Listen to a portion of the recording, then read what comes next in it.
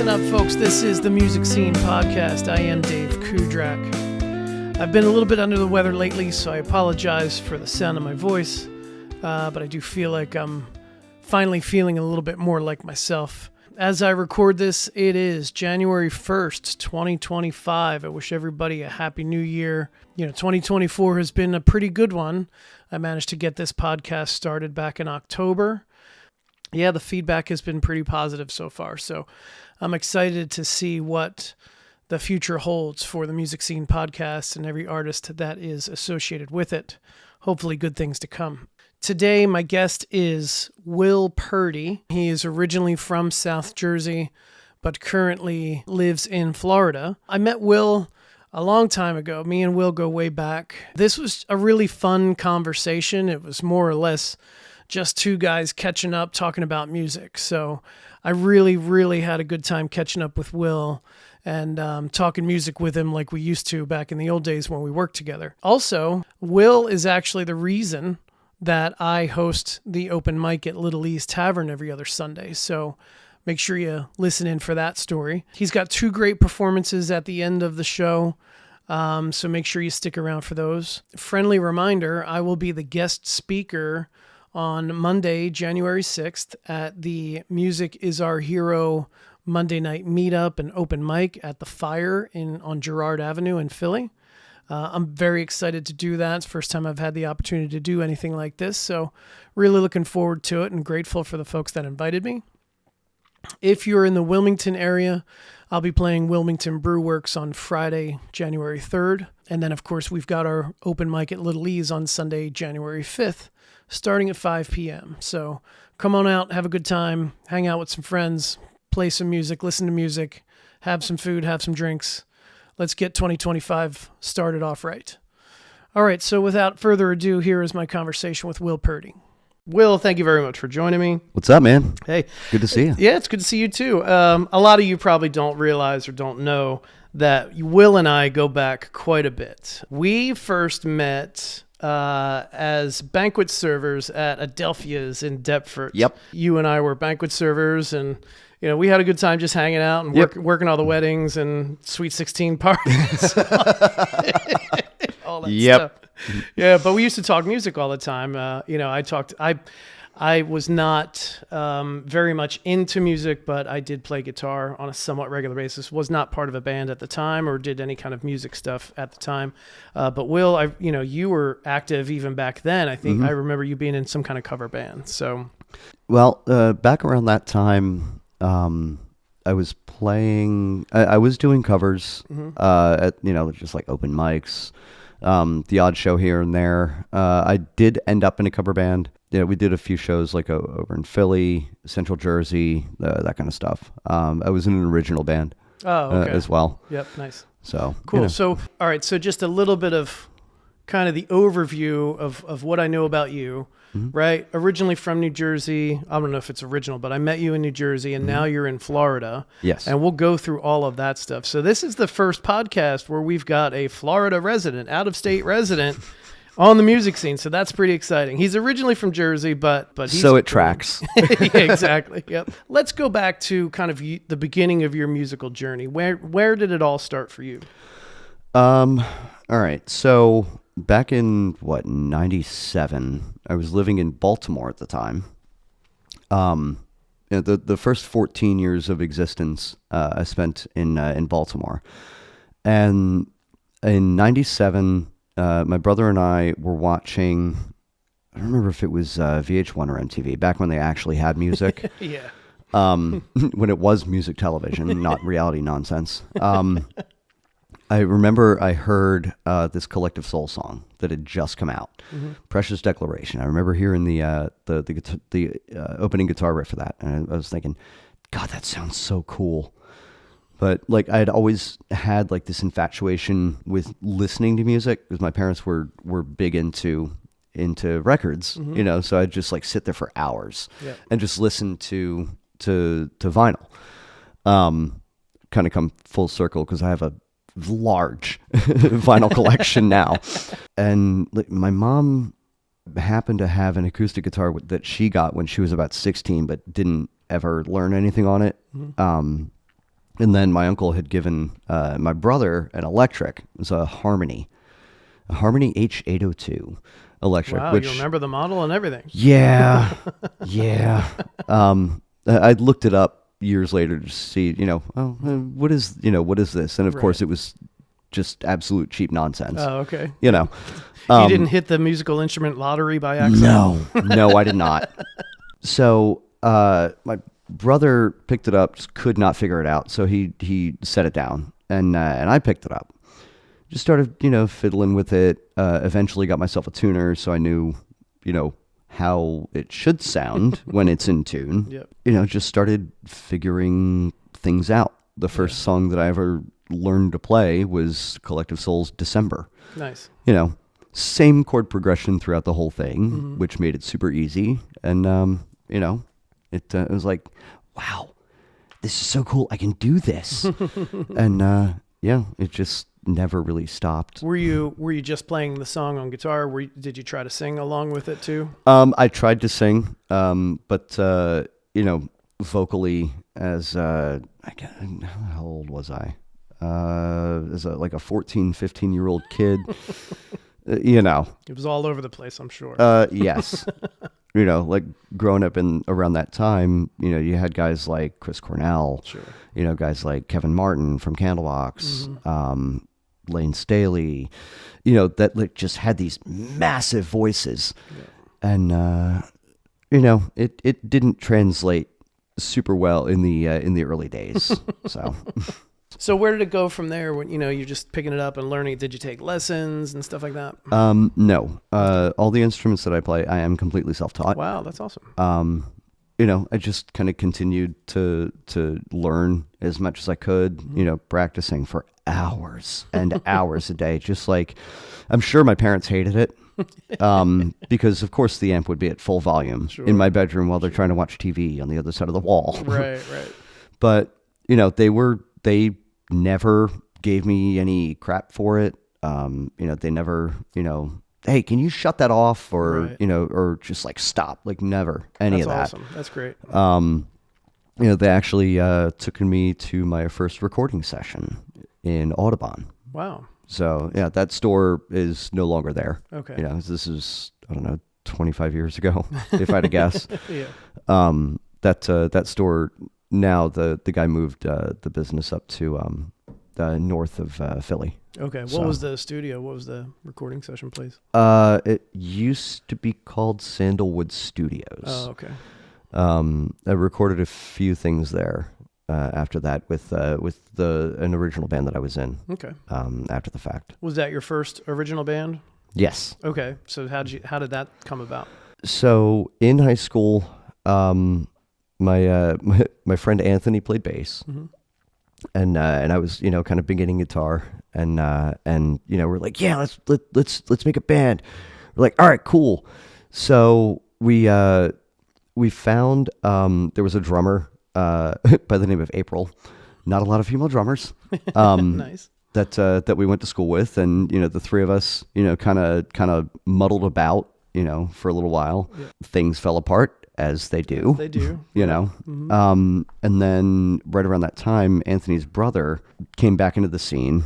Anthony's brother played guitar, and a friend of his was a drummer. So the four of us were like, oh man, this is going to be awesome. So we started playing around, and then we met up with another guy that we went to school with, this guy Tom. And he was actually a pretty good guitar player, good musician all around. So the five of us, ended up, just kind of playing around, writing a whole bunch of stuff. Went back into that same studio and recorded I think it was a 3-song demo. We ended up, we knew a guy who worked for Rowan Radio. So we gave him the demo. He ended up getting it on their locals. Oh, nice. Program. Yep. So cool. that was cool. Like, it was weird. Do you remember the guy's name from Rowan Radio or no? Ray, but I don't remember his last name. Okay. So what kind of music was it? Oh, we're a rock band. There you go. Come on. I just wanted to make sure. Yeah, that's fair. Smooth jazz. No. there were 5 of yous. If my count is correct, you had, 3 guitar players and a bass player and a drummer? Yes. Okay. And then who sang? I did. Oh, okay. Kind of de facto. Okay.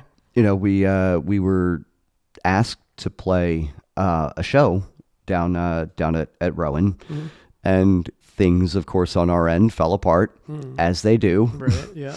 So Anthony and I ended up just going down there and doing the show, just the 2 of us. Oh, wow. So, him on bass and me on guitar, and it was still a good time. Was it like did you strip it down to like an acoustic set, or Yeah. you still have your electric and all this? Okay. Yeah. It ended up being just, a kind of acoustified version of what we were doing. So very cool. It was cool. So that was the first band you were in, or were there other projects before that? No, that was really the first experience that I had working with other musicians. Gotcha. A little while after that, we kind of, as things fall apart, I still had that desire to continue. So I ended up meeting this. Okay, so I was at the Philly Diner one night, and I was just sitting there drinking coffee, and I overhear a conversation, and these 2 guys are chatting at an adjacent booth, and the one guy's talking about being a bass player. I said, I might be in the market for a bass player, so this is interesting. So I kind of perk up, and I asked him. I said, so did I? Sorry, I'm not trying to eavesdrop, but did I just hear that you were a bass player? He says, yeah. I'm like, mind if I join you? So we start chatting, and his name is Andy. Hell of a writer. Oh my God. Yeah? This Nice. dude is such a good writer. It's ridiculous. He's actually in a band called Accidental Flowers. Okay. Now. Nice. So they're I'll have to look them up. Yeah. yeah, they're good. They're really good. So we start chatting, and he says, well, I actually host an open mic at the bus stop. Was it the bus stop? No, Port City, Java. Port City, Java. Port Okay. City, Java. Yep. There was that shopping center just to the right of Adelphia. Yeah. It's like behind some trees and stuff. Yes. It was a coffee shop there. Oh, okay. Yep. So he says, I host an open mic there. I was like, okay. Yeah, I'd been there a couple of times for an open mic that somebody else had run, Right. but he took it over. So, went up there, did a couple of tunes, chatted with him, and, he's like, yeah, I'll sign on. Why not? Cool. So from that, my uncle knew a guy in town who had a studio. He was a drummer by trade, but he had a studio built in his basement. So he agreed to record us. We did, did some recording stuff. Didn't come out nearly as good as I had hoped, but, behind the scenes things, Sure. So during that time, I was kind of looking for a second guitar player, because it was just me, Andy on bass, and then this guy, Vince, on drums. Vince worked with this girl, Sarah. She came down, and it meshed well. So the 4 of us, we did some shows here and there. I actually found pictures of a couple of them somewhat recently. Nice. And I was like, oh, I had hair. Original music at the time? Yes. Yeah. And then what kind of shows were you getting as an original rock band in South Jersey back then? Around then, we did one show that was a complete bust. Oh, yeah. I don't remember what the name of the place was, but it was in the middle of nowhere. We did a couple of shows at the Cherrywood. Okay. Oh, I used to love the Cherrywood. Yes. Man. That place is cool. was. That place is cool. So yeah, we did a couple of gigs at the Cherrywood. Our last show was at the Trocadero. Oh, really? The upstairs part. That's awesome. Yeah. Yeah. I've always wanted to play the Trocadero. The place was packed. That's it was great. amazing. Yeah. I've got video from it somewhere. Yeah. I actually had a show booked there with the one original rock band that I was in. We had a show booked there, and it was part of like a showcase. There were like 10 other bands, I think, that night. Yeah. And the band I was in ended up breaking up before that show ever came around. And that was like a bucket list thing for me to play the Trocadero, because I've been to so many great shows at the Trocadero. Oh, like yeah. Too many to count. Well, it's a legendary venue within, the greater Philadelphia area. It's like playing the TLA. Yeah. Everybody knows what the TLA is, Exactly. Yep.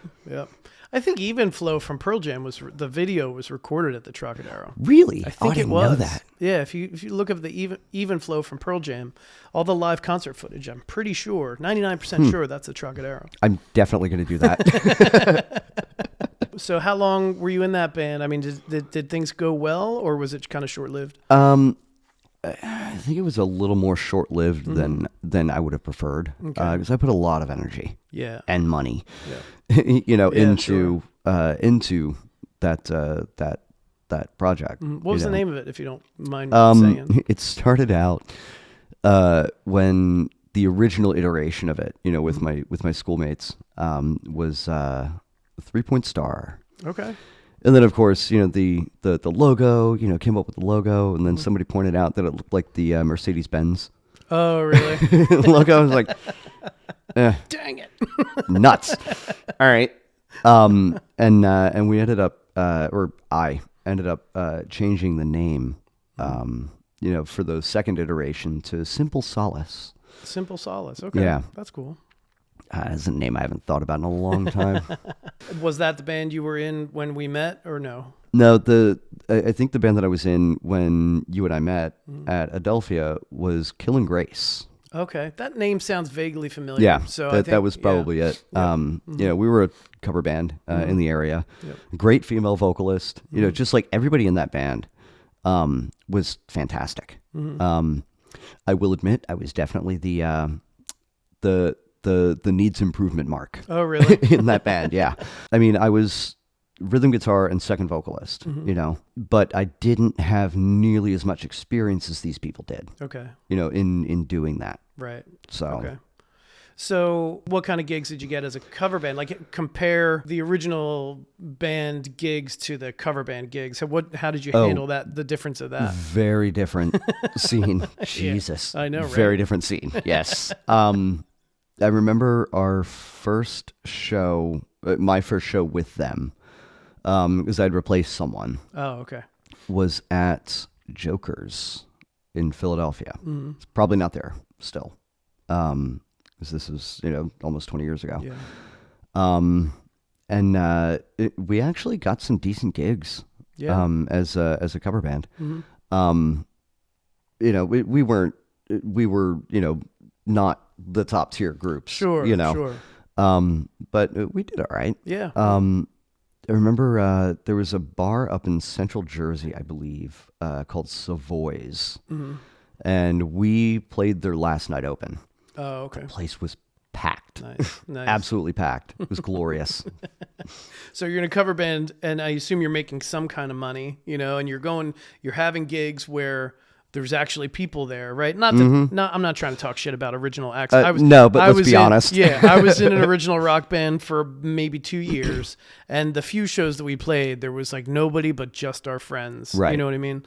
And then you go into the cover band scene, and the rooms can sometimes be packed, even though nobody knows who you are. Yep. A lot of people just go to bar, at least in the South Jersey area. A lot of people go to bars just to see cover bands and sing along to the songs that they all know and love. So okay, so you're in Killing Grace, right?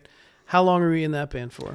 Probably a little over a year. Towards the end of that, I met my now ex-wife. Okay. Yeah, I remember when you met her. You guys got married, and then didn't you move? Where did you move to? I moved to Washington State. Right, that's right, across the country. Yep. Yeah. Moved up there, did the immigration stuff, and then ultimately moved down to Florida in 2011. When you say do the immigration stuff, explain that for me. She's Canadian. Oh, okay. Yep. So, Yep. green card and all that stuff. Gotcha. And how long were you in Washington State for? 2.5 years. Okay. Were you doing anything musically out there? Just the occasional open mic. Okay. But I knew that wasn't going to be, the permanent place of residence. So, I didn't put a whole hell of a lot. I did write, and record some stuff on GarageBand on my Mac. Nice. And actually got surprisingly decent at recording stuff in that program. Right. So much to the point where if there's any sort of like sound I'm looking for, or just like programming drums and whatnot, that's how I learned how to do that. That's great. Yep. Necessity. Yeah, absolutely. And when you were recording stuff, was it just solo acoustic stuff, or were you doing like electric guitar, drums, bass, like stuff like that? All of it. You were doing all of the it. Yeah. thing. That's cool. Yeah. I had started playing bass in my senior year of high school. Okay. In the concert band, because why not? But the school only had one bass, one bass guitar, and there were three of us. Oh, so you guys had to share. So Anthony had his, my friend, that was in the band originally. He had his, and then the other guy and I had to share one. Well, the other guy had, let's just say, he had a little bit more of a strong personality than I did. All right. So he took he generally would use that more often, than I would. So I figured, all right, well, I don't want to just sit here. I want to actually play. They happen to have an upright. Oh, okay. So I figured out how to play the upright. Nice. Come to find out, they needed a bass player for the jazz band. Mm-hmm. So I ended up joining the school jazz band. Right, playing the upright bass. Mm-hmm. That's awesome. Yeah. Yeah, that's cool. My parents had told the story that when they came to see the jazz band concert, I walk on stage with the upright, which is taller than me. I'm 5'8". So they look at me carrying around this massive instrument. They look at each other and are like, "Did you know he knew how to play that?" No. Did you? Fast forwarding several years, I on the GarageBand stuff, I would just plug the guitar directly into it, use the patches for whatever distortion I wanted. Yeah. And I owned a bass by that point, so I would just record that through it. And would you use just like drum loops in GarageBand or whatever, or? Initially I tried, using some of the drum loops, but they weren't what I was looking for. Because on occasion I would record some off time stuff. Okay. Yeah. So I had to learn how to program them. Oh, wow. Put in like every fill and every, snare hit or every hi-hat. That sounds daunting. I actually enjoyed it. Did you? Yeah. Yeah. And like messing with the different tempos and whatnot. So it was kind of cool for me. Very cool. So then how did you get from Washington State to Florida? What happened there? So ultimately, like the conversation was had, between she and I. Yep. That if I wasn't going to move up to Vancouver, and her family was from Vancouver? Okay, gotcha. Yeah. Yep. Is that, if we're going to live in the States, she wanted to live in Florida. And I was like, twist my arm. Yeah, right. Yep. So we moved down there in 2011. Okay. Did you know anybody, or you just decided to go? Wow. Nope. Okay. Yep. She had been on vacation in the Orlando, Kissimmee area for several years. Like she'd vacation there often. Yep. So like she kind of knew the area. Mm-hmm. So when we got there, like we literally just had suitcases and we had all of our stuff packed into those like moving storage cubes. Okay. So yeah. We literally had 2 suitcases. We lived out of a hotel for like a month and a half. Really? Yeah. Wow. They had like fairly decent weekly rates at that time. Yeah. Then we got an apartment in Kissimmee. Okay. And just started doing stuff. And what were you guys doing for like work and stuff when you just decided to up and move to Florida? At the time, we were both servers. Okay. All right. So you just found restaurant gigs. Yeah. Yeah. Okay, I mean, cool. there's certainly no shortage of those. Yep. So where do you live now? You're in Florida still. Are you still in that Orlando area? No. Okay. Where are you at now? Honestly, the thought of driving in Orlando or Kissimmee, my blood pressure goes up. Just the thought of it. It's terrible. No, I live in Brevard County. Okay. Like right down I live in Merritt Island. Okay. So there's a bridge from the mainland to Merritt Island, and then another one from Merritt Island to like Cocoa Beach, Cape Canaveral. Okay. I live about 10, 15 minutes from Cocoa Beach. Okay. I'm a little bit geographically illiterate. So, okay. So are we talking Atlantic Ocean or Gulf of Mexico? Atlantic Ocean. Okay, so you're on the East Coast. Yeah. Yep. Like from the bridges, I can see the Space Center. Oh, really? Wow. Yeah. That's cool. It's kind of Nice, cool. Nice. But it's a great place, like you said earlier before we started recording. It's a great place for musicians, right? Oh my God, it is. Like somewhere north of 90% of the bars and restaurants in the area have live music. That's great. And for the most part, the musicians in the area are ridiculously supportive. Oh, great. Yep. Yep. If they're not working, they'll come out to each other's shows. And if they need a substitute, there's any number of people that can, they're like, yeah, I'll work. Yeah, right. It's great. That's awesome. I love it. That's what I'm finding out about like this community here in South Jersey.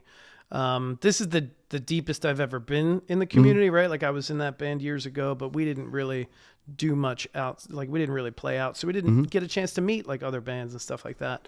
But now that I'm playing out on a regular basis as a solo acoustic cover guy, I'm meeting all kinds of people. That's why I started this podcast, to kind of let everybody know that, this that community, there's stuff going on. Yeah, this stuff's happening, and I really wish the rest of, even just people outside of South Jersey, would just kind of get to realize like the amount of talent that's here. You know what I mean? Oh, yeah. So, and it's very supportive. Like just like you said, if these musicians don't have gigs of their own, they're coming out to yours and stuff. So it's awesome. Yep. Yeah, and I will say, earlier on, you when after we reconnected, you had asked some advice on like equipment and whatnot, and not long after that, I started seing your calendar posts, of like the amount of shows that you're doing. Yeah. And I was like, man, I'm really proud of him. Well, thank you very much, and thank you for offering advice and answering my questions in the beginning. Yeah, of course. And you know what? Nobody probably knows this, but everybody listening, or just about everybody listening, knows that I host an open mic at Little East Tavern every other Sunday. And Will is starting to giggle right now because he is actually the reason that open mic started in the first place. So Will lives down in Florida. He had messaged me on Facebook and said, hey, I'm coming up like for a week or weekend or whatever. It might have been this time of year. I don't remember though. But he said, I'm coming up, and are there any places to play? Like, maybe we can like get together and jam or whatever, or find whatever, open mic or something. And because of like my schedule and his schedule, the only real night we could make work was a Sunday night. And in the area, there were no open mics on a Sunday night. So I had a relationship with Little East Tavern because I played there a handful of times already. And I reached out to them and said, hey, do you guys have anything going on a Sunday night? Because if not, me and my friend would like to, just kind of jam together. And you know what? Maybe I'll make it like an open mic. I'll invite other musicians and stuff, and we'll see what happens. And they were cool with it. They were like, yeah, sure. And I said, you don't have to pay me for anything. Like, I just want to get a bunch of people together, and see what happens. And that was officially the very first open mic at Little E's on a Sunday evening, and it was a blast, man. We had a nice handful. It was a really good time. We had a nice handful of people show up, and we just had a great time. It was so much fun. Yeah. So, and now, however many years later now, I think it's at least 2 years we've been doing the open mic. It's still going every other Sunday. It's going strong, That's awesome. And it's all your fault. Damn it. No, it's great though. I appreciate like how the stars aligned just to kind of make it happen. It's great. Oh yeah. Yeah, man. And I also stole your version of Turn the Page. Oh, really? You did it that night. It was like your last song, and I'm like, I'm stealing that. Do it. So I do it at just about every one of my gigs. That's awesome. So I think of you at least once every time I play a gig. I'm like, here's a song I stole from Will. I'm glad that I can plant seeds here and there where everywhere I go, I guess. It's fantastic. Oh, that's awesome. So tell me a little bit. I know you're heavily involved in projects now. You've officially become like a full-time musician, right? No day job anymore. So congratulations. That's Thanks. awesome. And yeah, tell me kind of what led up to that decision, and then kind of what you're doing now. Okay. Yeah. So in actually middle of this year. I spent 22 years in the service industry, serving, bartending, that kind of stuff. And I figured, you know what, it's time to exit stage left, to quote the Rush album. By that point, I had worked as a dental assistant for 5 years or so. So I figured, well, it's stable income. I'll see if I can't, go back and do that. I ended up working in an office for a couple of months, and it just was not for me. Yeah. The constant drama, and it was like that at every office that I worked at. And I figured, you know what, maybe it's time for a full-on career change. So I was unemployed, and just like delivering Uber Eats, to pick up extra scratch. I had been, pretty active in the music scene anyway. I was in one of the better or more well-known bands in the area by that point. Yep. Is that Whiskey? Yeah. Yep. Yeah, Whiskey Juju. Yep. I left them in October of last year with the intention of starting something else, starting something new, and giving myself the leeway to involve myself in as many projects as I wanted. Yeah. So did that, continued to have like solo acoustic shows or like the occasional fill-in here and there, but still keeping a day job. Well, after I left that last office, I was unemployed and, put out a bunch of applications, here and there, trying to do something else. And, not getting any sort of callbacks, or like, I think I had like 3 interviews or something like that, and they just weren't great. Right. So I figured, well, I mean, I've got plenty of time to kill.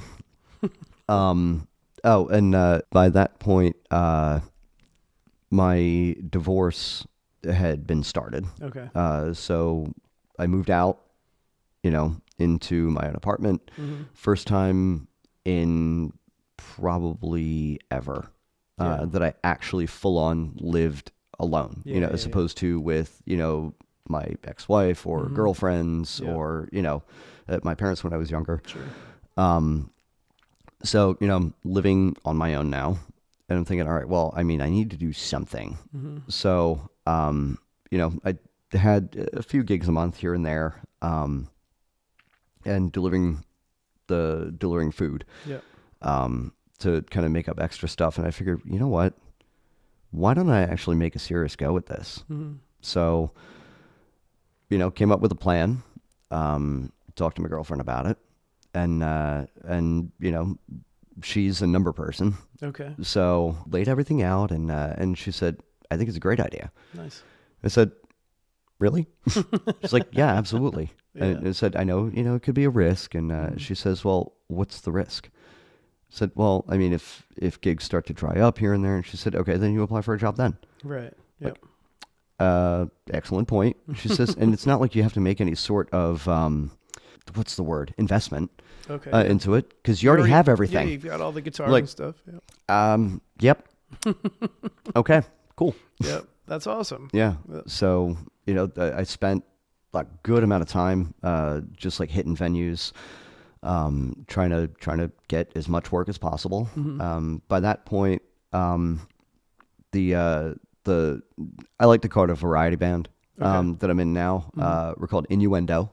Okay. Because I generally make a dirty joke out of pretty much everything. So it was appropriate. What's your role in that band? I do all the bookings. I'm the guitar player and second vocalist. Okay. My business partner, Vita Ventura, is our lead vocalist. Easily one of the best female vocalists in the state of Florida. Wow. Easily. That's awesome. Like, no question. Yeah. She's absolutely incredible. Can sing literally anything. Really? Like, she sings Ann Wilson from Heart. Yeah. With no strain, nothing. That's awesome. Yeah. Yeah. She's incredible. Plus, she's a music industry lawyer.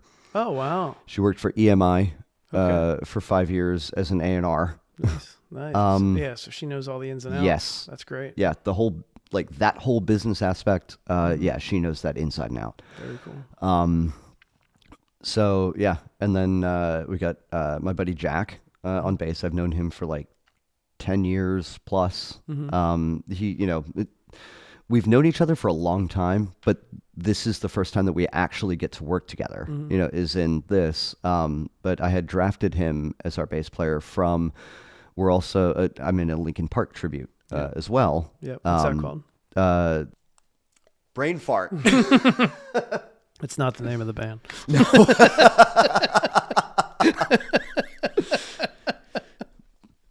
No, that is not the name of the band. New Divide. New Divide. Okay, cool. New Divide is the name of the Linkin Park tribute. We do a handful of shows, here and there. Very cool. But Jack drafted me because their guitar player was leaving. Okay. And he was like, "You interested?" I'm like, "Yup." Very cool. What's your opinion on the new singer for Linkin Park now? Personal stuff aside, like just straight on as a musician, I think her vocals are absolutely incredible. Yeah. She's a very talented vocalist. The behind the scenes stuff, I don't do drama. I don't deal with drama. Yeah. I don't care about it. Just straight on from a musical aspect, I think they made a good move. Cool. Yeah, I'm not a huge Linkin Park like fan. I mean, I like some of their songs, but I'm not like an enthusiast. Right. And I just found it interesting that there was so much controversy with a lot of the hardcore Linkin Park fans were like, "This is ridiculous," But then again, there were probably a lot of hardcore fans that liked her too. But I know there was a lot of drama when she first got hired. Yeah. But that's because of the behind the scenes stuff. Yeah. And the way I see it, and this is with like any band, like if you want to look at Genesis, the different iterations of that. Sure, Peter Gabriel, Phil Collins. Yep. Right. The two different eras. And there was a middle era before. So their guitar player Steve Hackett played a pretty decent role in their sound. He stayed on for a few albums before he made his exit in the late 70s. So, the Peter Gabriel, the classic era, the 5-man band, Pete leaves. Steve Hackett's there for, 3 albums? 2 albums. 2 albums in an LP, in a EP. EP. Yep. Thank you. Thank you. Different letter. And then he leaves. Then they become, what was to become the 80s hit machine, essentially. Yeah. So just that more of a three-piece, right? Yeah. Well, the first album that they released, the one with Follow You, Follow Me, was called And Then There Were 3. Oh, really? I didn't know that. That's cool. Yeah. So it's like they evolved. Yeah. Yep. And the thing is, with like bands need to evolve. Sure. Otherwise they become stagnant. Yeah. I mean, I'm going to jump in quick because I have strong feelings about Metallica. Okay. but fair. I'm going to agree with you, right? Like I believe Metallica did what they had to do to stay relevant, right? Now, absolutely. I've probably told you this before, but like I am a hardcore old school Metallica fan, right? Anything like from I'll give the Black Album, like it's that to me, that's the transition album, right? Anything before, I can see that. Before the Black Album is just classic thrash, like my favorite stuff to hear. And then I'm okay with the Black Album. I understand that they're starting a transition. And then I'm not a big fan of like the stuff after the Black Album. Right. There's a few songs in there where I kind of hear the old school Metallica and I dig, but Fuel. Right, exactly. But to your point, they had to evolve or else they would have ended up like, and I'm not talking smack, but like Anthrax doesn't have the career that they once had. Right. Neither does Megadeth, right? Like, I mean, Metallica is one of the biggest bands on the entire planet because they evolved. Because they evolved. Exactly. Yep. Although Fade to Black, I think, would have fit nicely on the Black Album. It probably would have. Yep. Probably would have. Yep. A couple songs after Unforgiven. As bands need to evolve. Radiohead, none of their albums sound the same. Right, that's They're true. all different. Yep.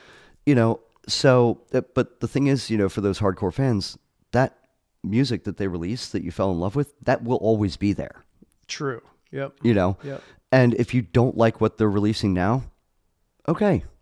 There will be, from the band's perspective, they will attract new fans. Yep. To replace the ones that, that are like, you know what, I can't follow this iteration. Right. But then they can go back and listen to the old records. That will always be there. Right. Yep. And if they're not fans anymore, okay. That sucks. Yeah. But you hate to lose it them, is what it is. Yeah. Exactly. And with that, thinking of it a little bit differently when, and this is just, I guess the example that I'm most familiar with is Genesis, is, when they became what ultimately they did, culminating essentially in 1986 with the Invisible Touch tour. What a great tour. I went to that show at Veterans Stadium and it was amazing. Really? I think it was Veterans Stadium. Yeah. Yep. Wow. Yep. Back in 86, 87, something like that. Okay. Yep. It's fantastic. Apparently you're older than I thought you were. I am. I'm 51 years old. Oh, wow. Okay. Definitely thought you were close to my age. You wear it well. Thank you, sir. Thank you. All right. I appreciate it. Yeah, I was 3. So there's that. Wow, I didn't think we were that far apart. Just because like the conversations we've had about music, we're pretty, simpatico. We've got similar tastes, yeah. So I didn't think we were that far apart, but that's okay. That's cool. Yeah, whatever. And the way I acted at Adelphia's, you wouldn't think I was that much older than you. Also that. Anyway. Anywho, Jesus. Oh boy. So, in becoming more mainstream, they also turned a lot of people onto what they did before. Oh, right. Yeah, that's a good point. You know? Yep. So, those people that latched onto them in the early to mid 80s, they're like, wait a minute, who used to be your singer? Right. And of course, 1986, Purdy Gabriel's So was like one of the top 5 albums. Invisible Touch, and then I think No Jacket Required. Okay. Phil Collins. Where I think that at one point they held the numbers 1, 2, and 3 spots. That's crazy. Right? Yep, absolutely crazy. If only that band would have a little more talent in it. Jeez. It's unreal. Yeah. Yeah. So that success helped people to discover their older discography. Right, exactly. Yeah, I mean, I remember because I never really knew of the Peter Gabriel version of Genesis. Right. And then once I latched on to the Phil Collins version, and then somebody somewhere told me that like Peter Gabriel used to be the original singer. I was like, what? So then I went back and checked it out, So yeah. There's some gold in there, man. Yeah, man. Yep. All right. We're getting way off topic. Yep. Sorry. And scene. This is a good conversation. I'm probably not going to cut it out. It's good. It's going to be a long episode, but it's all right. Sorry, guys. No, it's good. So all right. So you were in Whiskey. Now you're in Innuendo. You're in the Linkin Park cover band. You're also in what other cover band? Tribute band? Sorry, tribute band. No, you're good. It's a variation on a cover band. Yeah. So Vita, the singer, the main singer for Innuendo, and I and our bass player Jack drafted the keyboardist and second guitar player for New Divide, the Linkin Park tribute, to start an Evanescence tribute. Oh, right. Nice. And we're calling ourselves Tourniquet. Okay, very cool. And we just signed on a new drummer. It's the drummer that we had initially decided that he wanted to focus on like real life stuff. Okay. Eye roll. So, that's in the works. Yeah. And I fill in with a couple of bands in the area, and then you do your solo acoustic stuff too. Yeah, very cool. All right, awesome. So you're certainly busy as a performer. Yes. I know you have original music. I think maybe a year ago. Correct me on the timeline if you have to. You put out like a vinyl album of all original music. Unfortunately, it's not vinyl. It's not. I thought it was. No. Or is it a CD? No, it's a CD. Okay, it's a CD. I thought could have sworn it was vinyl, but maybe not. I guess No. not. Yeah. Oh well. Maybe I should. But you can always get the masters and have it turned into a vinyl. Oh, I have the masters. Yeah. Yeah. So tell I me might do about that. so tell me about how that CD came out. How many songs are on it? Is it a full thing? Is it an EP? Like No, it's an EP. Okay. I've got 5 songs on it. There's a studio in Melbourne, Florida, not Australia. Yeah. Obviously. I'm sure they have a studio in Melbourne, Australia too, but that's not the one that I recorded at. Studio 101 in Melbourne, Florida. My ex-wife years ago had given me a gift certificate for like Christmas or something. So I went there. I recorded one song, and it sounded so much better than I thought it could. Okay. So like a year or two later, I went back and I ended up recording another 3 songs, and I added onto the CD a song that I recorded on GarageBand. Okay. It's all guitar and vocals. Yeah. But I thought it sounded, as good. So Great. it's a 5-song CD. That's awesome. A girl that I had dated a while back did the photography Okay.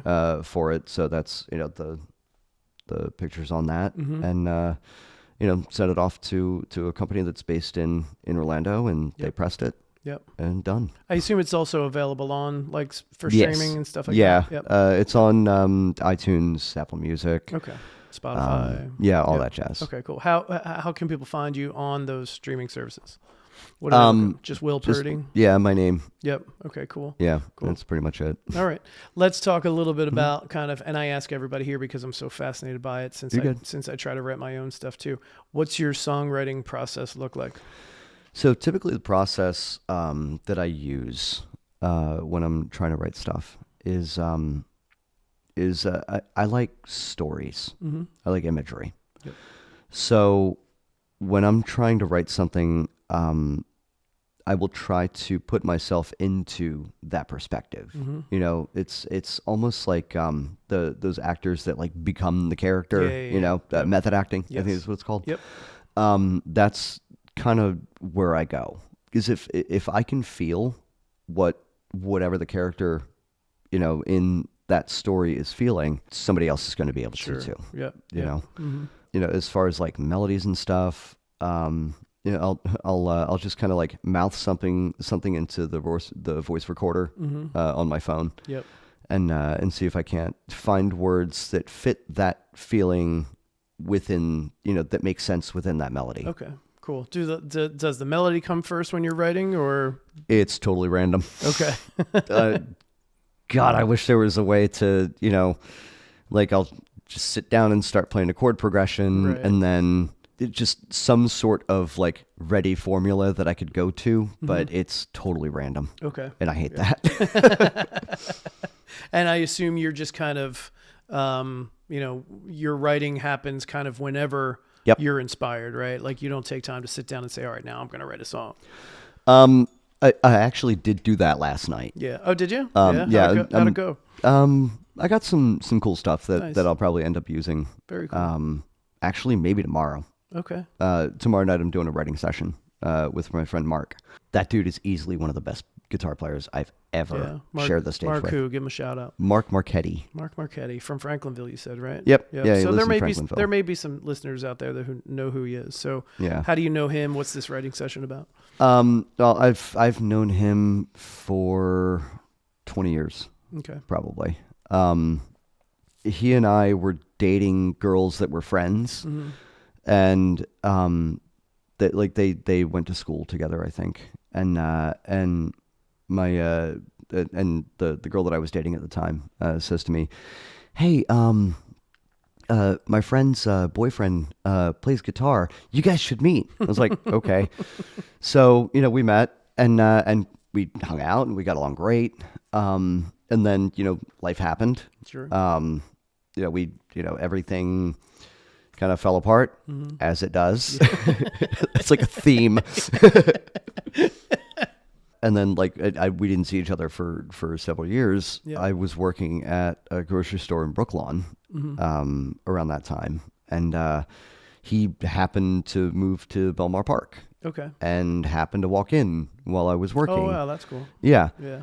So like we saw each other. We're like, oh, interesting. So we started talking again, and we've been pretty close friends since. That's awesome. Yeah. Yep. Is he the writing session you're having tomorrow? Is there a purpose behind that? Why, or is it just to kind of hang out and work out some stuff? It's all of the above. Okay. Real life happens. When as you grow up, as I'm sure you know, and anybody that's listening knows that real life stuff gets in the way a lot of any sort of creative process or passion or anything like that.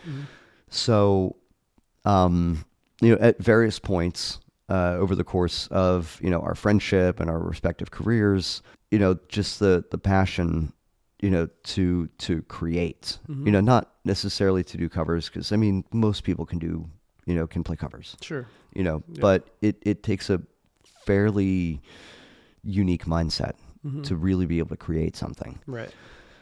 So he and I had kind of lost that passion independently here and there as the years have gone by, and I come up here so infrequently that that we don't really get a chance to be in a room together and write like we used to. Oh, okay. Like years and years ago, he and I wrote some really cool stuff. But that we call it patch writing. Okay. It's like you write like this cool part, and then it'll switch to some and then like we'll write another cool part, and then we'll figure out a way to just kind of throw it all together. Yep. And like we've written some really cool stuff. Nice. Together, but we really hadn't had the opportunity to do that over the years. So he kind of floated the idea out to me, I don't know, like a week or two ago. And so we're gonna have a go at that. Nice. And see if we can't spark. Yeah. Yeah. Has any of that stuff that you've written in the past or has it ever seen the light of day, or has it ever been released anywhere or played anywhere? No. I think a long ass time ago, he was living in San Francisco. We went to an open mic and we ended up playing. Oh, that's cool. Yeah. One of the pieces that we wrote.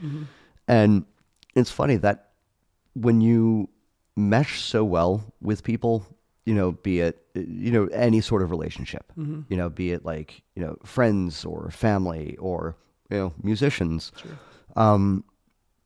When you reconvene after extended amount of time, sometimes it's like nothing's changed. Right. You just pick up where you left off. Exactly.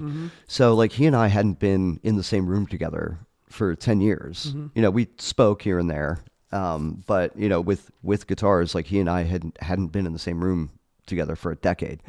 I go to his place, stay there, for a couple of days. We jam a little bit, and then we go to this open mic and play these songs like it was nothing. It was great. That's awesome. How can people find you? I assume you're on several platforms. Yes. Do you have like a website? Like, give me all that stuff. A full-on website? Not yet. Okay. Innuendo. So like, Facebook or Instagram or whatever, Innuendo Band Official. Okay. New Divide, a tribute to Linkin Park is the full name of that one. Tourniquet, tribute to Evanescence. Yep. And then mine is Facebook or Instagram, Will's.music page. Will's.music page. Okay, got it. All right, cool. Oh, and I quit drinking. Did you? Good for you. How long has it been? 4 months. Yeah? How Yeah. do you feel? I feel great. Yeah? Yeah. That's awesome. Like, between that and like so many other things, that have been cleared up, just the amount of clarity is ridiculous. Yeah. Yeah.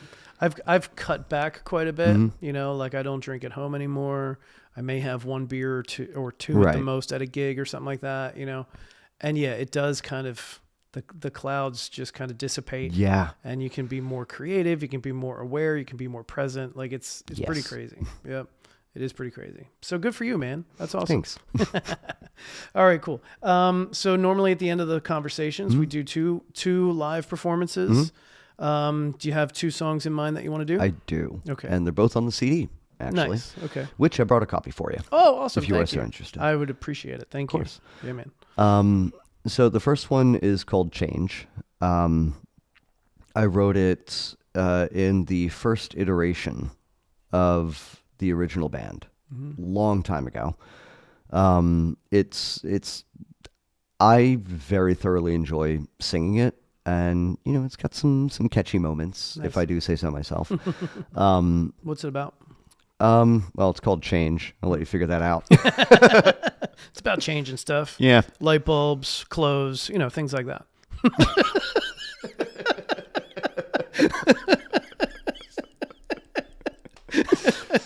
Well done. No. It's about when you go to the store and you pay for something. Oh, right. And then the money they give you back. Yeah. Exactly. Yeah. Now I understand. Thank you. All right. What's the name of the second song you're going to The other one is called I Don't Want to Wake Up. Oh, that sounds pretty heavy. Yeah, it's basically a scene of someone basically falling asleep in front of the TV. Okay. And and just what they experience. Okay. Within in the aspect of falling asleep and the aspect of waking up. Gotcha. And having to deal with real life. Okay. Very cool. So, all right. yeah. I'm looking forward to hearing it. Thanks very much for being on the podcast. It was great. Thanks for having me, man. Great seeing you again. Great talk. I had a blast. Excellent. So did I. Good. I'm glad. This song is called Change.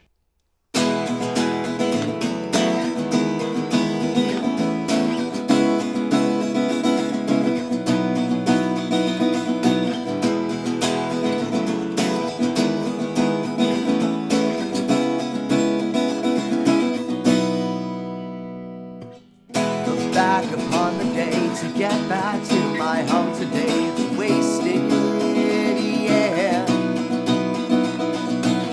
If only I could see the way you think I have to be, then maybe I could change. Why do I have to be so wrong?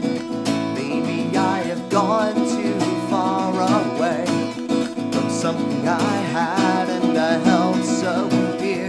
Still I think in my mind I can change. Listening still, the words in my mind, they always seem right at the time. Waiting in here are the thoughts in my head. I should have listened to you instead.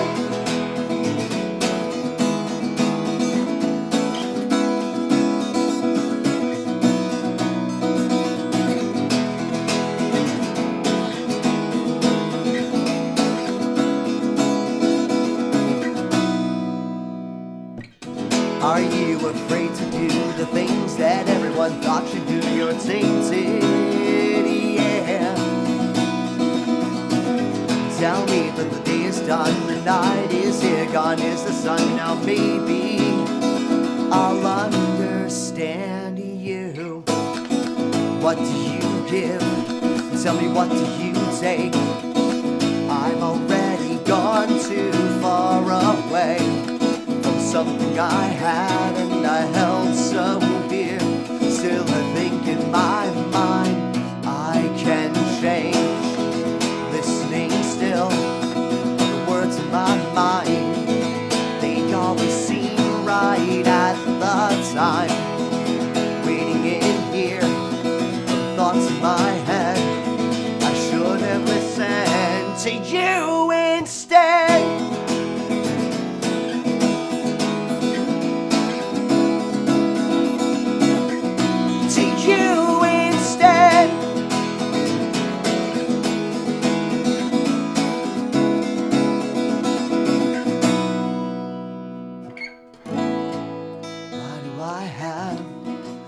So wrong.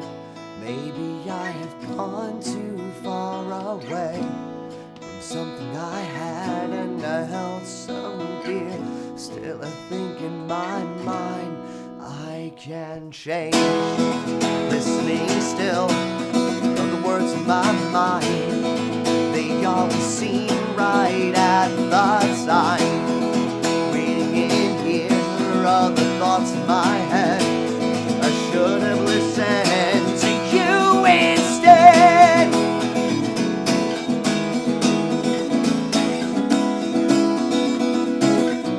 To you instead.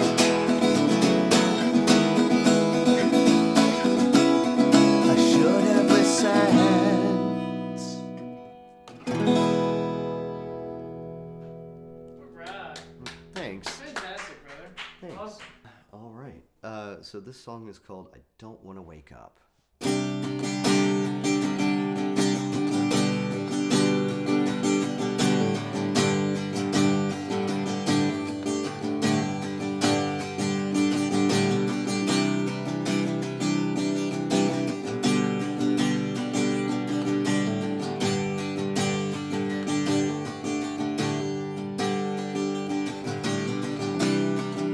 She dreams in that chair again, a smile pleasantly spread across her face.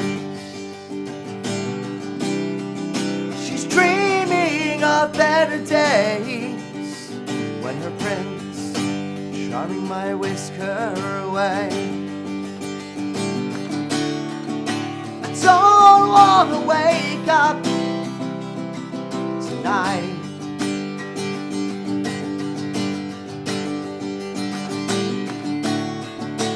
Don't make me wake up, she cries.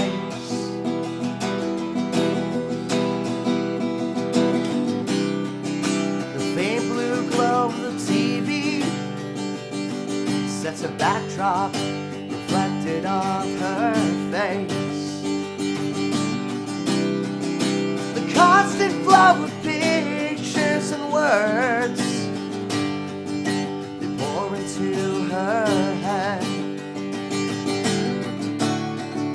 I don't want to wake up tonight.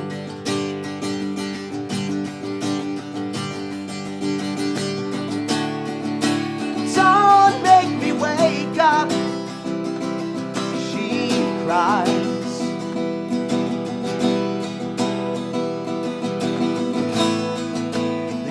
Of the pale moonlight, it fades away to gold. Oh, it's faded away to gold. From night to dawn and day to break, she comes to.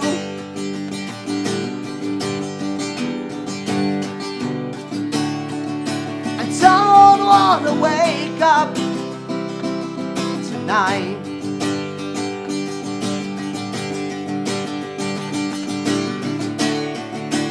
Don't make me wake up, she cries.